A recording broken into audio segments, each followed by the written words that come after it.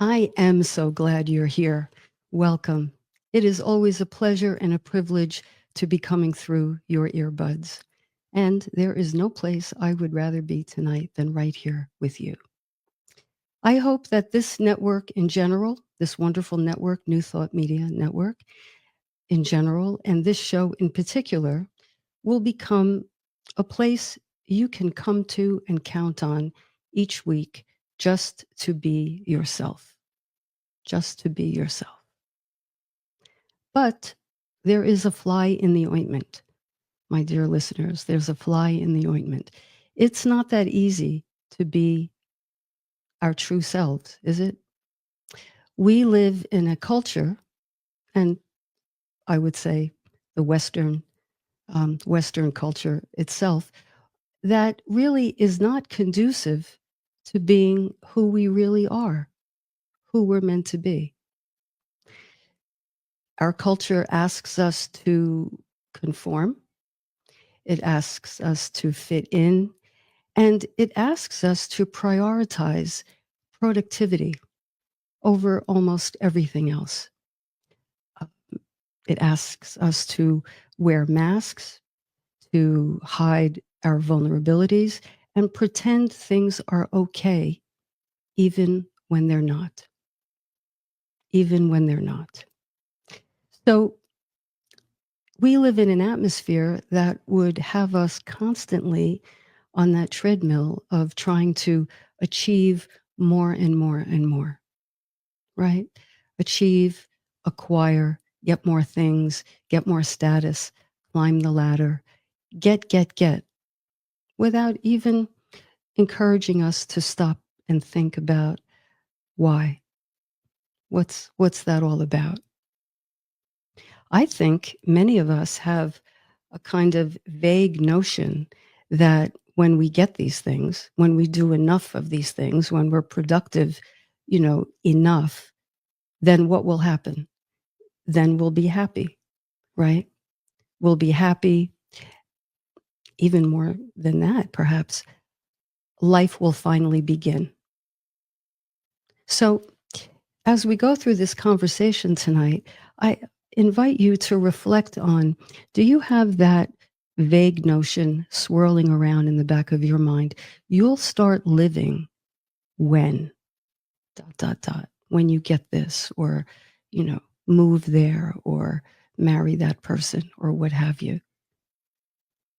Very futuristic kind of living. I'll be happy when. Our culture asks us to conceal our vulnerabilities, right? When was the last time anybody asked you, how are you really doing? How are you really doing? I have a secret wish that there would be in my fantasy.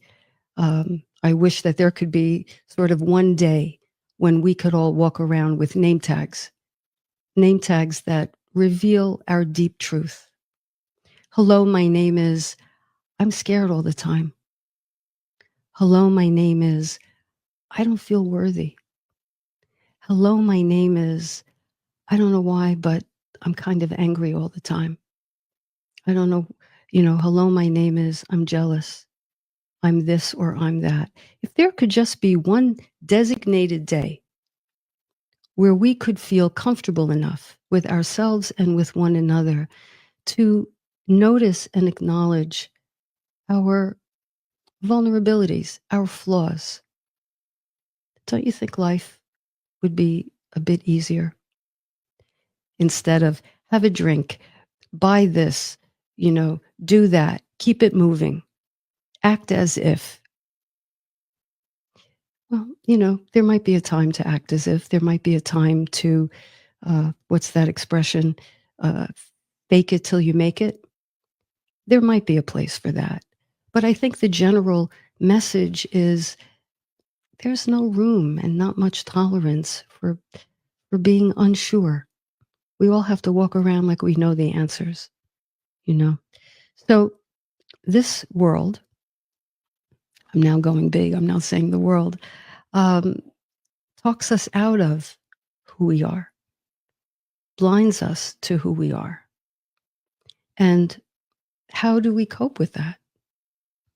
How do we deal with that kind of conditioning that's been going on for maybe as long as we've been alive? We have parents, we have schools, we have society. There are rules, there are norms, there are expectations. Be this way, don't be that way. So we wear masks, we develop personas. And then we try to keep those masks on very, very tightly. And, we try not to have any, you know, we make sure that, there's a hermetic uh, seal around that mask. Make sure there's no leaks. In fact, that's when many people come to my office. They come because their mask has kind of lifted up a bit and their vulnerability is sort of spilling out or leaking out and they're very uncomfortable. So they come to therapy thinking and hoping that I will help them, re-glue their mask on nice and tight. They're a little surprised to find out that's not exactly what happens in therapy. But then I think most people are actually quite relieved to find out that they can choose. It takes work, it takes practice, but they can choose to be their truest self. But of course, that comes with risks. You know, I wasn't sure I was going to share this tonight, but I moved to do so because um, what's that joke? A funny thing happened to me on the way to. Well, a funny thing happened to me on the way to this podcast tonight. I love doing this. It's the highlight of my week. I love talking to people. I love teaching. I love, I've had the occasion to be on television and the radio and here and there and talk to large groups. And I really love that. And ever since I was a little girl, I used to talk in the mirror, talk into the mirror with a hairbrush or a curling iron. I would talk in the mirror and I would imagine that I'm hosting a show. And I did this from, gosh, I think elementary school. And so to be here with you tonight and to have this podcast is really, in a very literal sense, a dream come true for me. But the interesting thing that happened on the way to the podcast today, for some reason today, I'll have to think about why, but I felt kind of apprehensive, to tell you the truth. Now, I know what I'm going to be talking about. I love this topic tonight. It's our personal Bill of Rights, and we'll get into that. So it's not the topic, but something about, and you know what? I think what's come up for me, and I'm sharing this in case it helps someone, in case you too feel this way, even though I know the material and I'm very comfortable with my work, something about going in front of people as many times as I've done it gives me the scaries. It gives me the scaries. And so when I begin to get frightened like that, frightened of what? Frightened of judgment, which takes me back to my Catholic grammar school. When I get frightened, I start to put on layers of my own masks.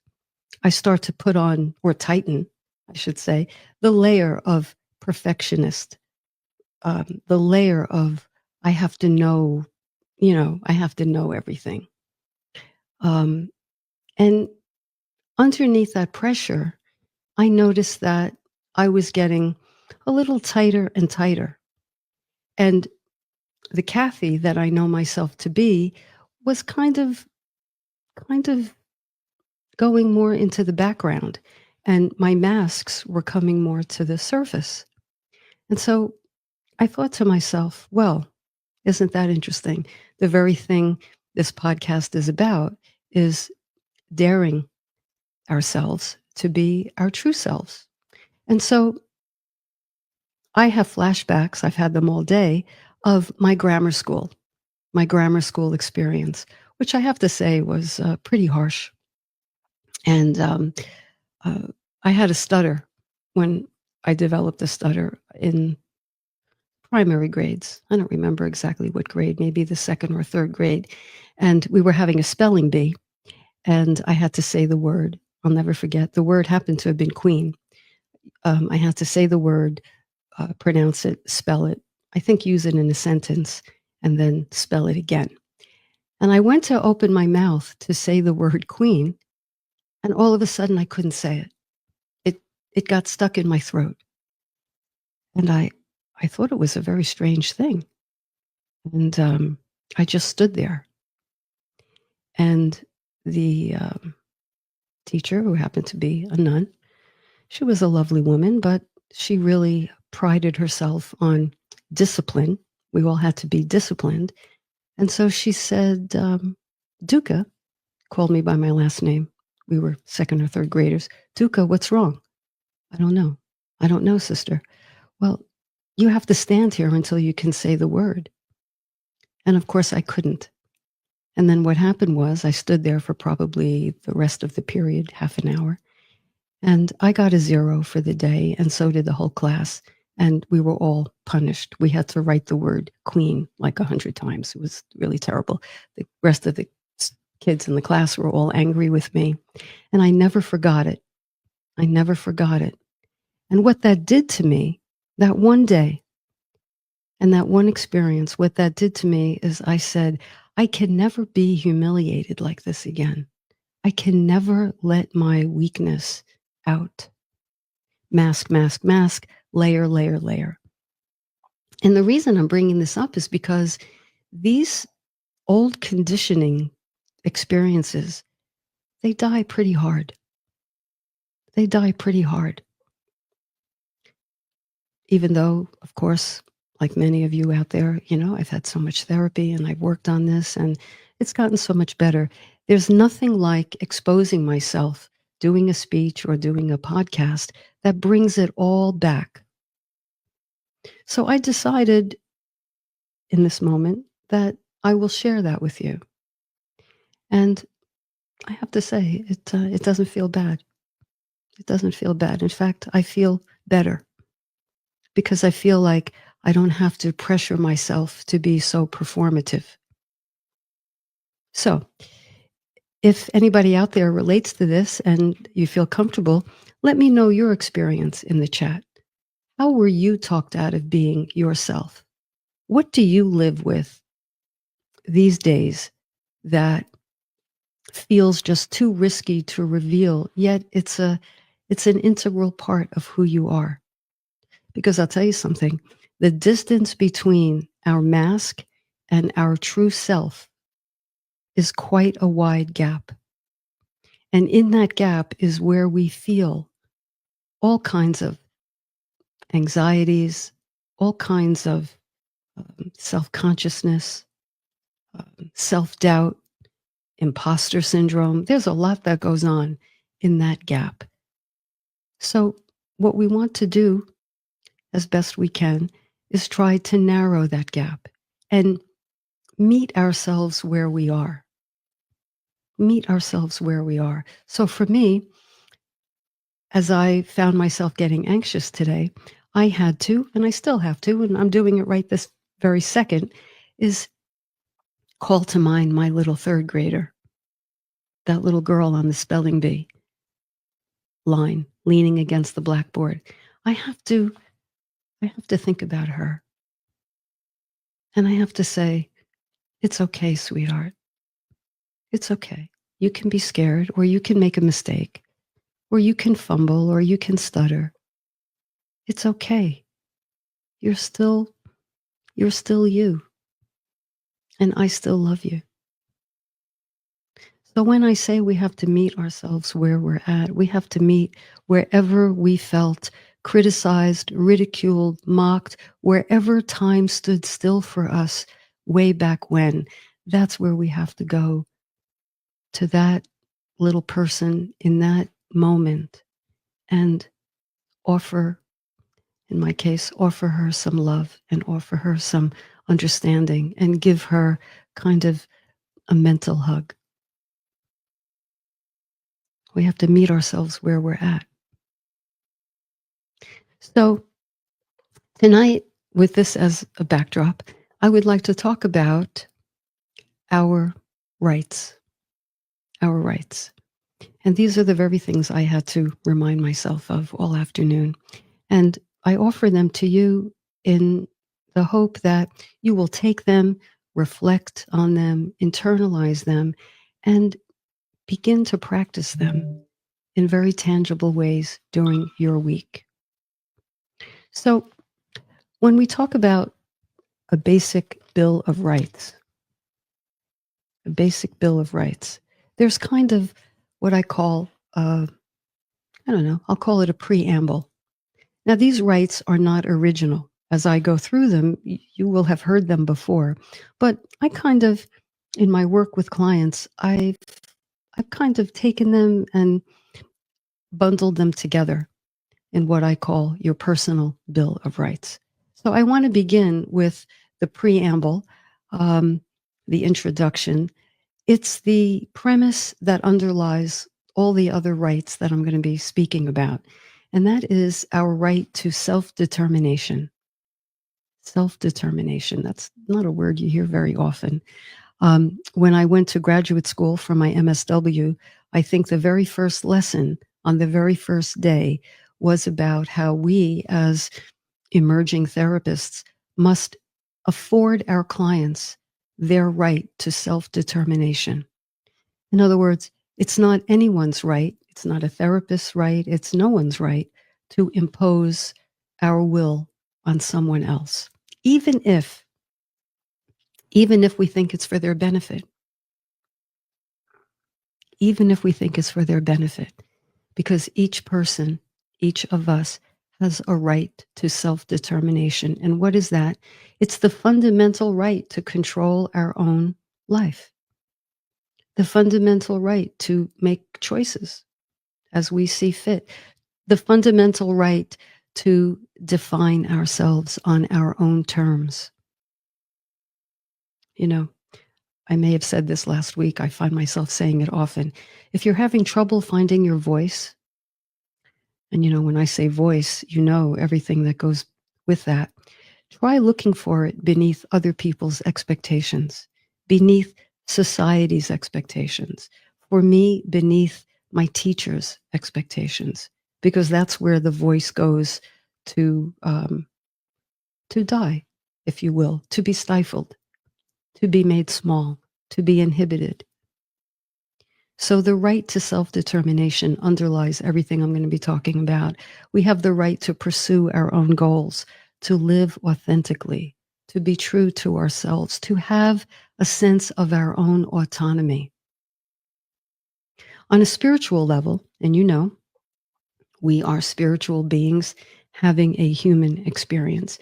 On a spiritual level, we are all connected. We're all one. We're all one. It's like the waves of the ocean are not separate from the ocean. The waves are the ocean. The sunbeams are the sun. They're not separate from the sun. So too, we are not separate from one another.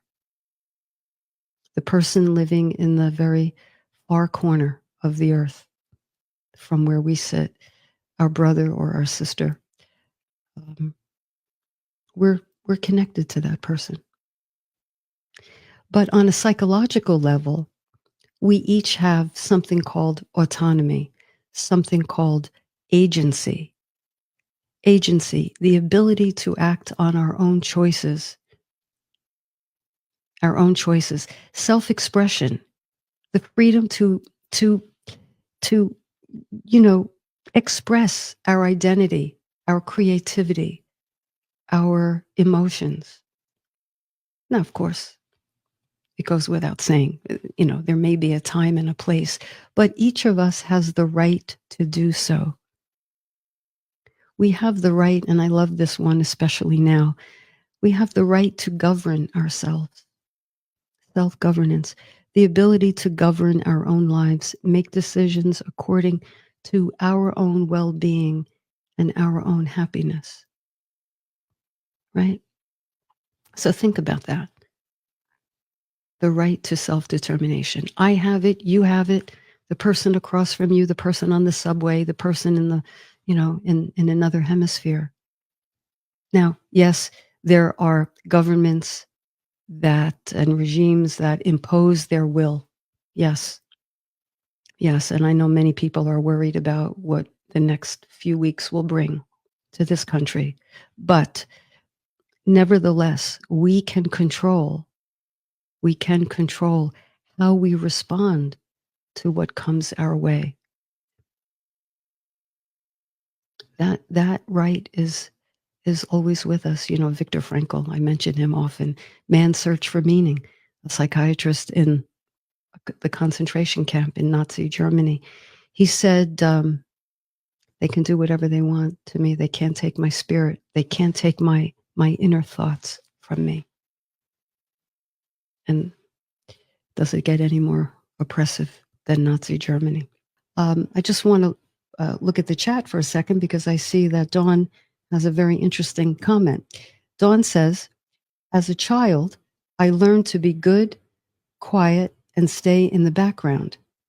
I continue to work on having my voice taking up my space and give myself the opportunity to shine my light and my abilities.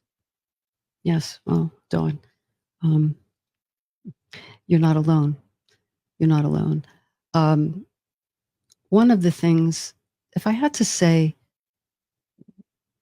what I had to really look at, one of the most common struggles my clients have, it's the right to speak their truth.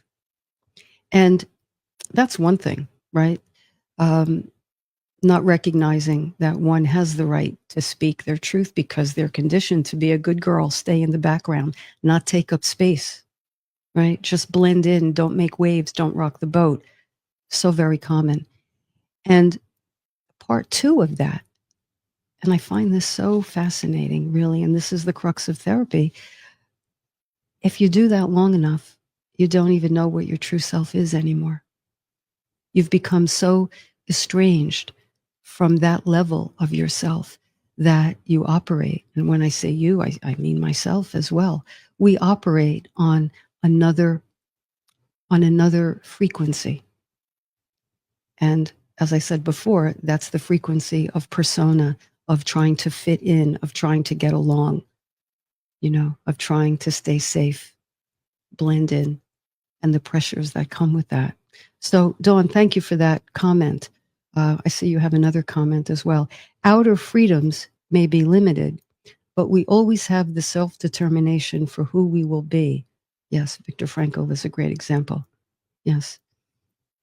And Dawn, I know you know what I'm talking about professionally because you are an MSW as well, a psychotherapist and an excellent one. But, this is, and I hope everybody's catching this because in our professional lives, we believe this stuff and we are very committed and very aligned with it, and we help our clients find their true voice. But that doesn't mean that on a personal level, as a human being, we don't struggle with it, because we do. And that's why I like to say with my clients, I feel like a spin instructor. I'm not giving advice from the sidelines or from, any place above. I'm working out. I'm riding the bike along with my clients.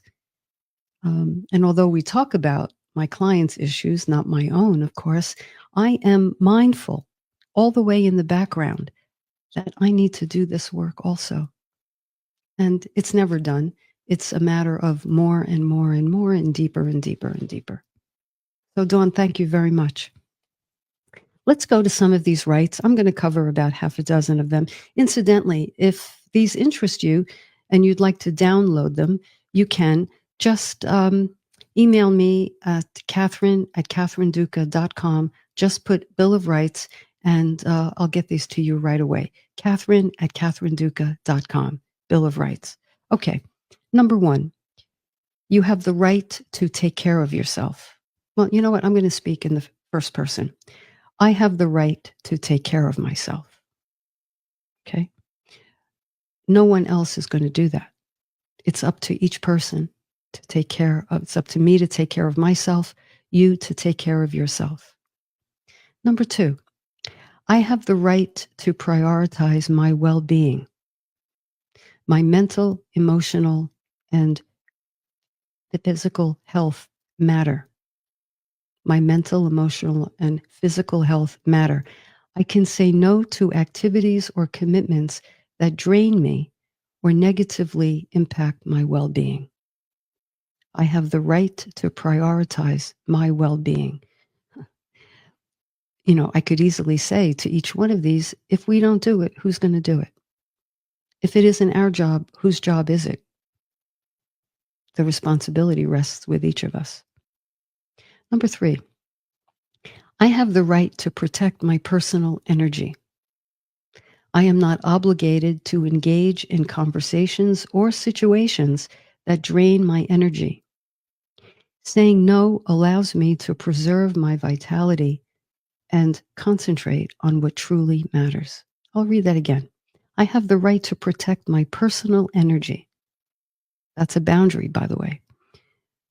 I'm not obligated to engage in conversations or situations that drain my energy. Saying no allows me to preserve my vitality and focus on what truly matters. Now, are there times when we have to put our needs aside, or when it's called for or appropriate to put our needs aside to be there for someone else? Of course. Are there times when we have to do things, go places that, we may not really want to do, but they're necessary? Of course. This is not about, being back in the 90s, the me generation. Me, me, me. I don't care about anybody else. It's your problem. I'm not talking about that. I'm not talking about that. I'm talking about honoring these things in ourselves, because here's the benefit. When we do that, we are much more likely to honor these things in other people. What we accept in ourselves, what we understand in ourselves, the insight and awareness we have into who we are, will afford us the opportunity to offer that to others. And doesn't the world need that? I think you'll agree it does. So I have the right to be assertive, which is in between aggressive and passive. I have the right to be assertive. I can express my needs and preferences confidently. Assertiveness helps me communicate my boundaries effectively. Speaking of boundaries, I have the right to set them. Boundaries refer to time, place, energy, money, vulnerability, and what we will tolerate from other people. Boundaries take all that in: time, place, energy, money, vulnerability, and what we will tolerate from other people. When I talk to my clients about their personal Bill of Rights, what comes up most often is, I'm afraid I'm going to be selfish. I'm afraid, I'm just not used to doing that. Something about it feels misplaced or misguided or wrong or just plain old unsafe. Why? Because the conditioning has been to please others before you please yourself. So I maintain that taking good care of ourselves and putting these rights into action is not a callous thing to do. It's not an unfeeling thing to do. It's really not a selfish thing to do. Because why? Check yourself, and I'm checking myself. If you let too much time go by where you are constantly giving, giving, giving, overgiving, overdoing, having your hand raised all the time, how do you feel toward other people after a while? Don't you perhaps feel resentful. I know I have. My people pleasing got me to say, yes, sure, I'll do it no matter what. Even if I'm up all night on a project, I'll do it. But then what happens? I think there are no strings attached, right? See if you can relate to this. I think there are no strings, but actually there are strings. The strings show up as when I need a favor. I might not even ask because as a people pleaser, that doesn't come easily for me to ask for help. But I might expect others to be a mind reader. Don't they know what I need? Or how about this one? I don't ask for much.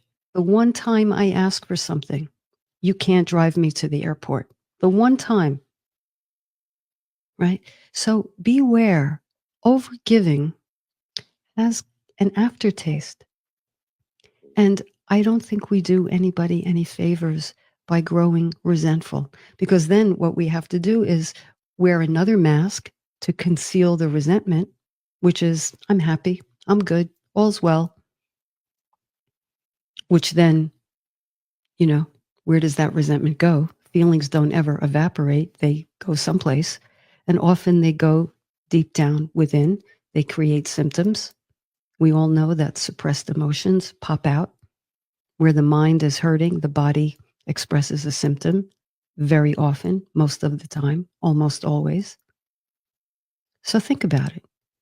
We don't do anybody any favors by saying yes at our expense too often.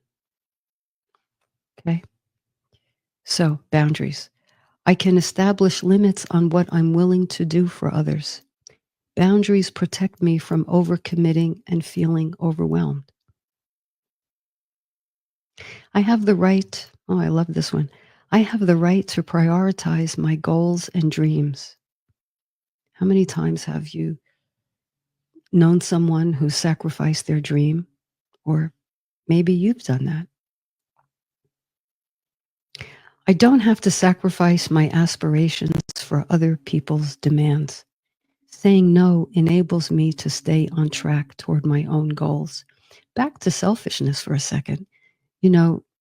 How could I say no to someone? Well, it's not so much that we're saying no to someone as we're saying yes to ourselves. We're saying yes to ourselves.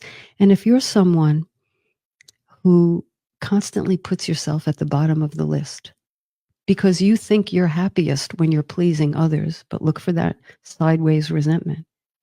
If you're someone who puts yourself at the bottom of the list, you're an afterthought, you're an asterisk at best, then think twice about the aftertaste and how you show up to other people in your life.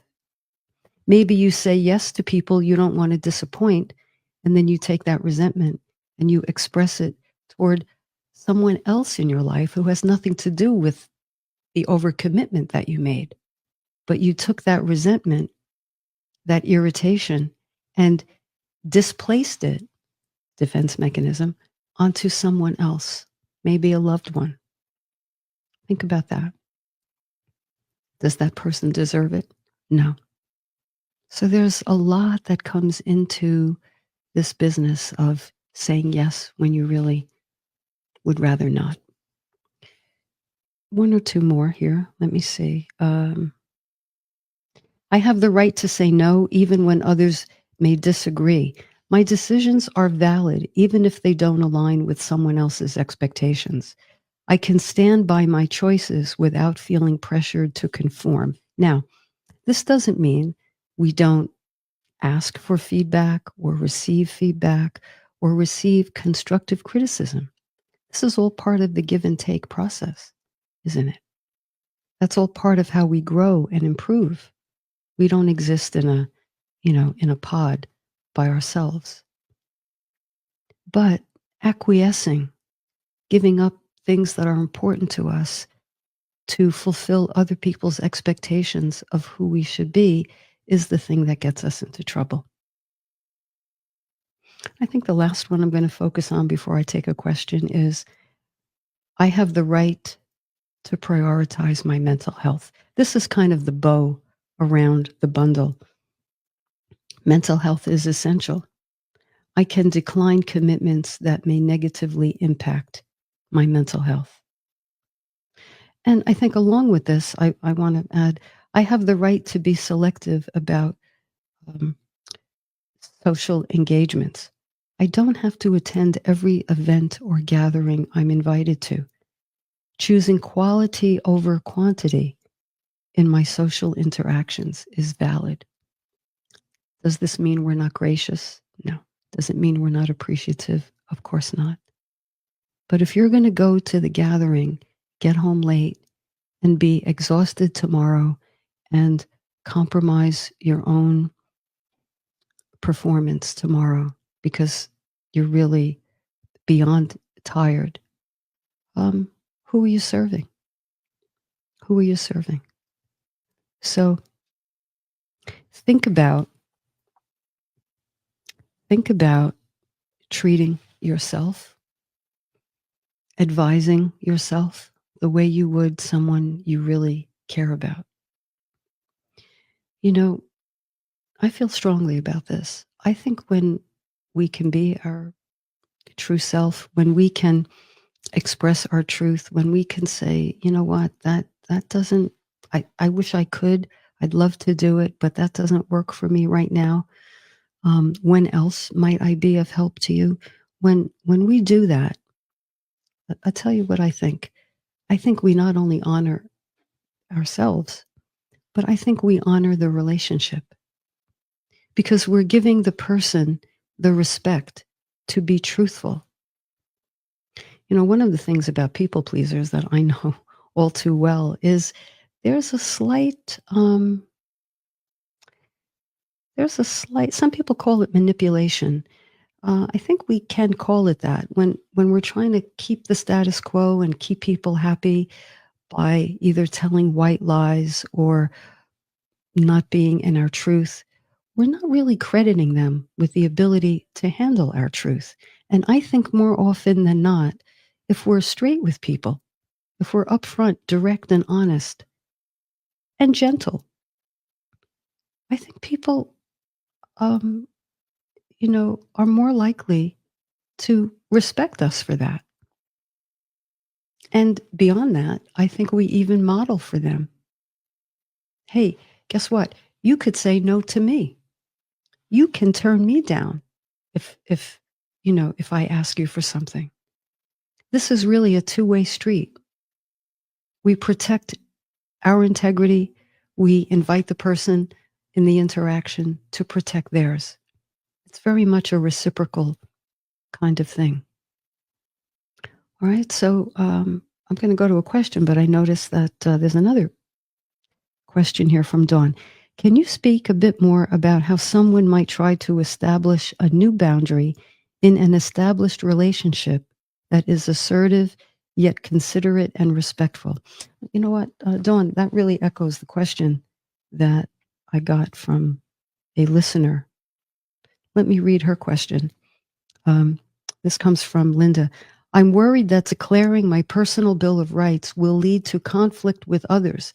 How can I assert my rights in a way that's respectful and compassionate, but still firm?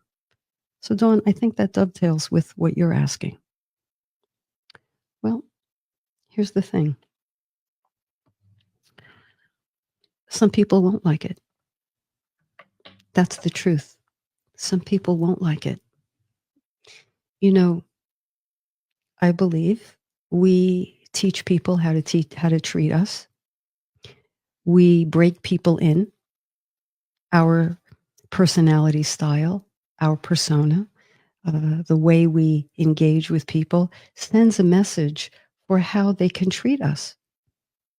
So if we have that with another person or people, but let's say another person, and let's call that a dance, and we know the steps. You ask me anything, and I always comply, and I ask for very little, and we call that a nice relationship. If I change the steps of that dance, what's going to happen? Chances are the other person may be confused, may be irritated, may challenge you, may push back. Um, Hopefully, they will do these things and not just retreat in silence, as some people do, but they'll demonstrate that they don't like the fact that you changed the dance. So there may not be any way around some degree of conflict when, as you say, you're establishing a boundary in an already established interaction pattern. Expect that. People pleasers have to dare to have people displeased with them in order to break free of these, psychological chains. I find it helps if we do two things. If we speak in the I and say, I wish I could, I'd love to, I'm feeling overwhelmed right now. And I, you know, I've been overextended, and when I do overextend myself, I feel tired. I don't feel well, so I'm going to need to prioritize my own tasks. Thank you for understanding. I hope you understand, something like that. And then if you can follow it up with, I can't do that, but I could probably do something else, or I could do the thing you asked at another time. Or if you can't, then a simple, acknowledgement. Gee, I'm sorry to disappoint you, or I hope that you can find another way. If I can, I'll help you find another way. So speak in the I and acknowledge to the other person that you understand that this may leave them a little bit uncomfortable.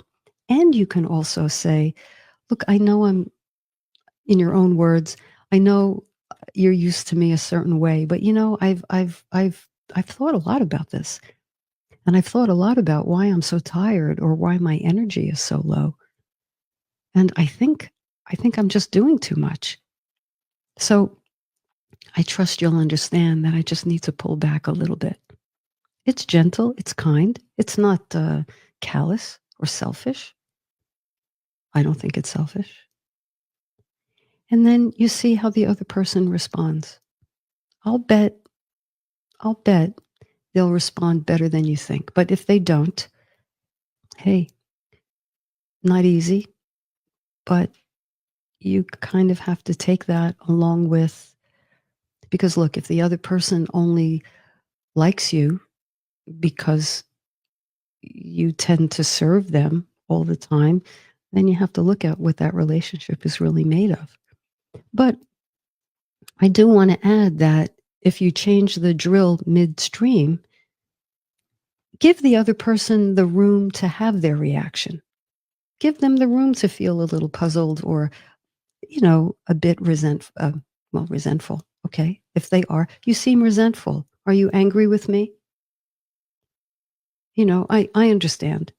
I understand. I'm kind of being a little different here. I get that. Acknowledge it out in the open.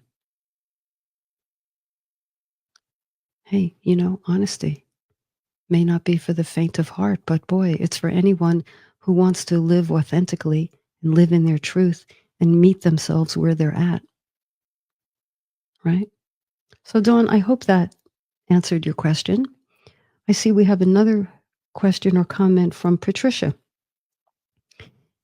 Let's see. If someone doesn't understand that we need to take care of ourselves and take our no response personally, then they are concerned about taking care of themselves. Right, right.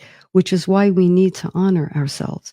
Ultimately, they will respect us more, and we feel better about ourselves because we're living honestly and being true to ourselves and them. So true. So very true. These are all different ways of really addressing a gnarly but very fundamental aspect of authenticity. Really unpacking and getting to the crux of, hey, what's going on here? We might not have the same needs at the same time, or we might have competing needs, or our needs might be imbalanced. Or maybe whoever you are out there, maybe you're the needy one.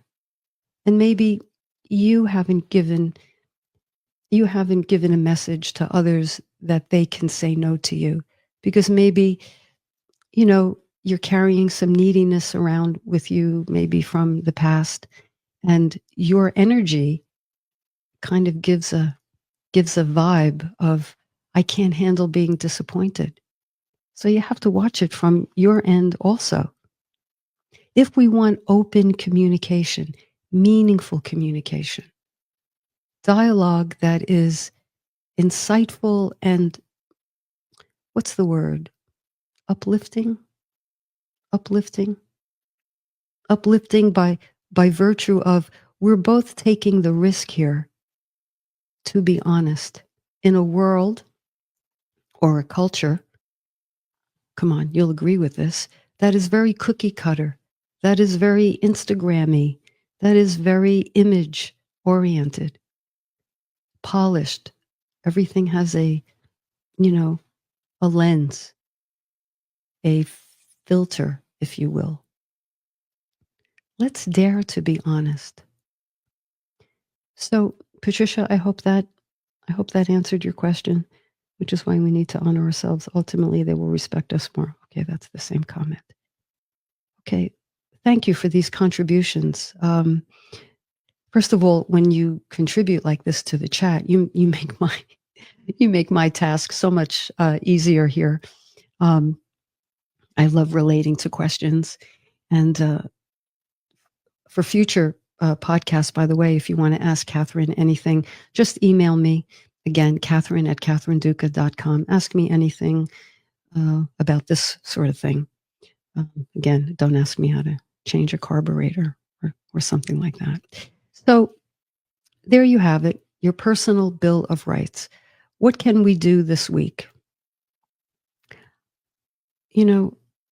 As we gather and listen to this show every once in a while, or whenever you get to it, or every week, or whatever the case, I hope we can start to generate a feeling of connectivity with one another. Um, of course, we're not going to meet each other, but, I have a notion that you're out there working this, trying to grow. You may have the same notion that other people are trying to grow, that I'm trying to grow. So let's have kind of a shared consciousness this week. Let's challenge ourselves to dare to be a little more honest where we may not have been if we didn't give this some thought and some reflection. Let's take a small risk. I always say, no high dive jumping. Okay. Don't do that. That would not be taking care of yourself. But taking a small risk where you feel it's pretty safe, do it with a safe person. You can put it in the kind terms, I wish I could, but unfortunately, I think I need to prioritize a few things for myself. Let's do that.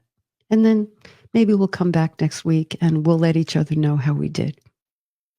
Okay? We have a personal Bill of Rights predicated on our right to self-determination, and so does everybody else. So let's make sure that in some real tangible way, we convey that to other people. We convey that to other people.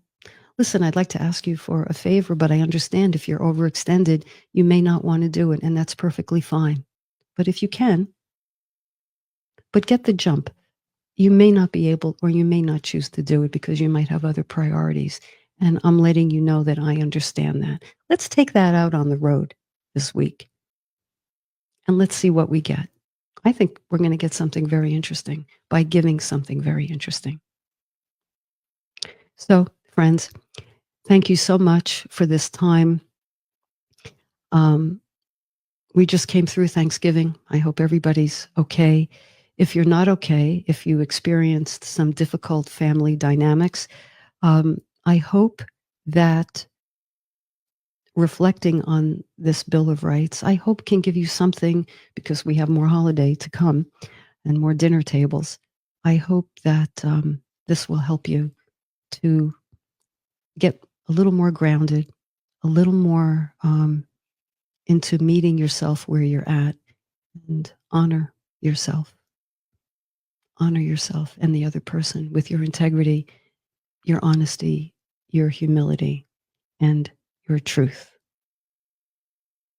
Be well. Get a good night's rest. Whatever you're worried about will be there in the morning. I promise. Let it all go. Drift off to sleep. And I hope you wake up tomorrow with a renewed sense of walking your path, your truthful path. This is Catherine Duca. You've been listening to Who Do You Think You Are here on New Thought Media Network.